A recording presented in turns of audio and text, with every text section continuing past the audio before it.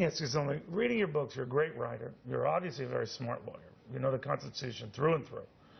And then I hear your radio show where you rev it up a notch and you'll scream at... it's called passion. I love it. I think it's very entertaining. But is that by design? Do you then take this and the passion that you have and raise it to the point where you'll yell at liberal guests or have a field day with them? You know, people who know, this is my personality. I don't go to a dinner table and start yelling at people.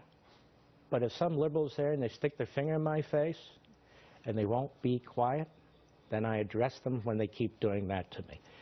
I have a fury in me about what's happening to this country. I see it dissolving in front of me. I see politicians who are flim-flamming the American people. I do not see a party standing up to it. I'm a lifelong Republican. I served in the Reagan administration for 8 years. I see timidity and cowardice and cronyism. I see people struggling to keep jobs and run their businesses, and the President of the United States flying off to Martha's Vineyard and sending his dog in another jet. I see exactly the opposite of what the framers intended. A constitutional republic where the people... But he's on vacation. Congress is on vacation. Good. August is off. $2 to $3 billion added to that aforementioned debt a day. Yeah.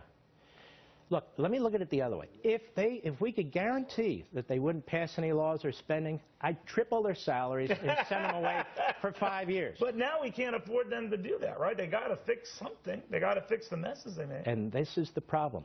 They're not going to fix what they have designed, which is exactly why I've written that book. If we think that Congress is going to fix itself, or the President's going to fix himself, or the Senate's going to fix itself, it ain't going to happen.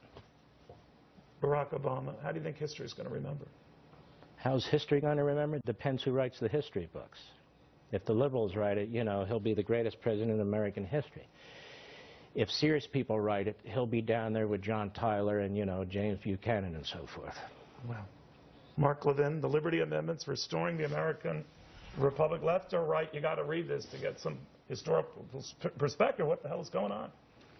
Fair and balanced. Try it. Remember when the